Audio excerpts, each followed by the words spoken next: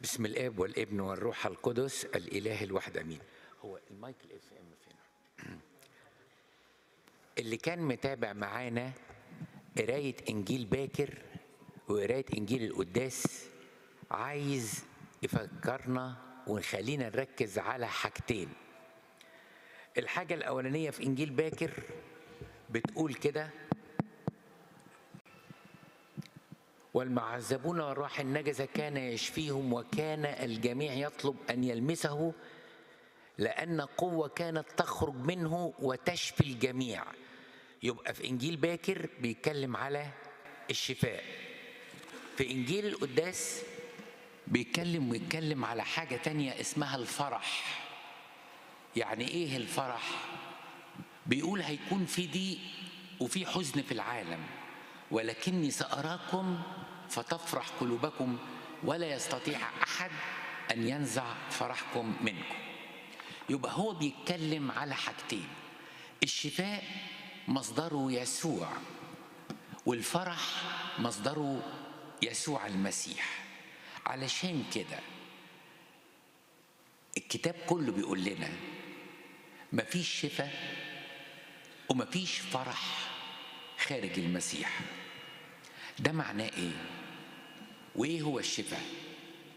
الشفاء مش شفاء الجسد، لان الجسد مهما تعافى هيعود للمرض وهيكبر وينكمش ويضمحل ويكون اخره الموت.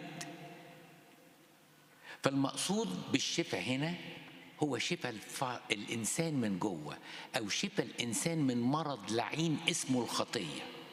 فالمسيح عاوز يقول انتوا في خطيه بتقعوا فيها، مهما حاولت بدراعك من غير ما تيجي تلمسني مفيش فايده.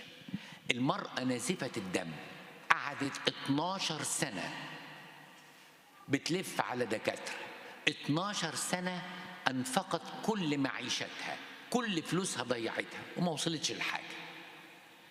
أنا أوقات بيبقى في خطايا في طبعي، وفي خطايا في أسلوبي، وفي خطايا بقع فيها مع سبق الإصرار والترصد، وفي خطايا بقيت عامل زي المدمن ضعيف قدامها، بئن وبتوجع وبلوم نفسي، ويمكن أروح أشتكي نفس الأب اعترافي ولا أحصل على الشفاء.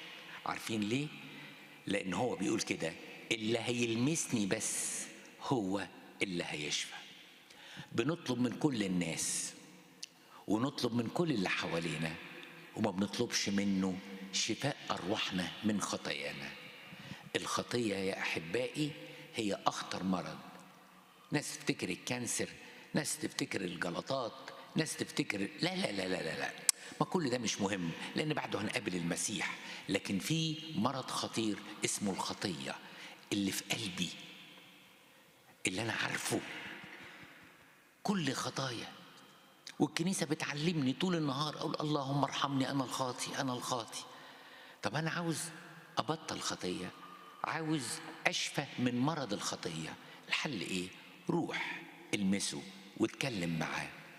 كان عندنا خادم صغير في مدارس الأحد، وعلمهاني بعد كده أب كاهن لما كبرت شوية، إن الشعب القبطي في ضميره وفي كيانه اللي اتعلمه من صغره عن كنيسته اللي بيحبها، إن أي إنسان يمسك ستر الهيكل ويغمض عينيه ويبوسه ويحضنه، هذا الستر ما هو إلا ثياب المسيح.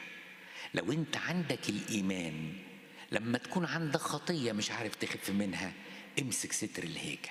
صحيح ما بنقدرش نخش الهيكل، لكن احنا لغاية ستر الهيكل ممكن نتعامل مع الله.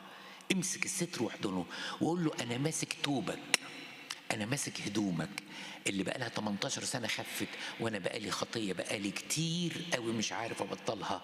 أنا جاي أقول لك ساعدني، لأن مكتوب في كتابك المقدس ومكتوب في الإنجيل بتاعك إن كل اللي يلمسك كان يخف. يبقى الفعل الأولاني الشفاء منين؟ من الخطية. طب الفعل الثاني هو فعل إيه؟ الفرح. عارفين إحنا ليه بنتضايق؟ عارفين إحنا ليه بنكتئب؟ الدنيا همومها كتير. يعني أنا مش متخيل واحد يكون عنده مورجج بسعر الفايدة اللي انتوا بتدفعوها دلوقتي دي، وعليه لسه سنين طويلة ويحصل له لي اوف او يحصل لمراته لي اوف، هيبقى متضايق، هيبقى متضايق قوي والدنيا قتلت في وشه. بس في انسان روحاني مش شايف البيت اللي ساكن فيه، شايف البيت اللي مستنيه. هقولها تاني، مش شايف البيت اللي ساكن فيه، شايف البيت اللي مستنيه، وعشان عينه عليه اي حاجة تحصل بتعدي. بيتضايق شوية لأنه برضه بشر، لكن مش مكتئب، مش متضايق، لأن شافه. واللي يشوف المسيح، مسيح وعده صادق، قال سأراكم فتفرح قلوبكم. يعني أنا عاوز أسألكم السؤال، مهما كانت الظروف صعبة، أنا هتخيل أصعب ظروف، البيت فيه مرض، البيت فيه حزن، البيت فيه ديون، الدنيا سودة، واللحظة وانت بتفتح عينيك لقيت رب المجد يسوع المسيح واقف في الأوضة اللي انت نايم فيها، اللي ممكن تحسه؟ هتبقى مكتئب، هتفكر مش هتفكر في حاجة خالص. على فكرة he is always there, he is always around، بس احنا اللي مش شايفينه. عشان كده قال طوبى لمن آمن ولم يرى. هو موجود وادانا عين روحية مش عين مادية نقدر نشوفه بيها. اللي بيشوف ربنا في يومه وعايش مع ربنا في يومه أوجاعه كتير وأحزانه كتير وأفراحه بتغطي كل أحزانه، لأنه هو قال كده، قال ستحزنون. بس عايز أديكم مثل، حزنكم هيكون عامل زي الست اللي بتولد وخوافة وقلقانة من لحظة الولادة وفي ألم، وزمان لا كانش في بنج ولا في بقى دكاترة ولا مستشفيات، يعني هو ما فيش غير طريقة واحدة، هتتعب. بس بعد ما شالت البيبي فرحت. فبقول ما تخافوش من الألم، الألم ده مؤقت، لكن لو انت دربت عينيك انها تشوفني انا، حزنك يتحول لفرح. المسيحية واقعية، ما نقدرش نتكلم عن الفرح من غير الحزن، وما نقدرش نتكلم عن السماء من غير الصليب. في كده وفي كده، بس الشاطر يبص للبعد التاني، ما يبصش تحت رجليه. هو ده اللي هيشفى وهو ده اللي هيفرح. ربنا يدينا ويديكم ان احنا نشوفه، ان احنا نلمسه. لو لمسناه هنخف، ولو شفناه هنفرح. لإلهنا كل مجد وكرامة الآن وإلى الأبد، آمين.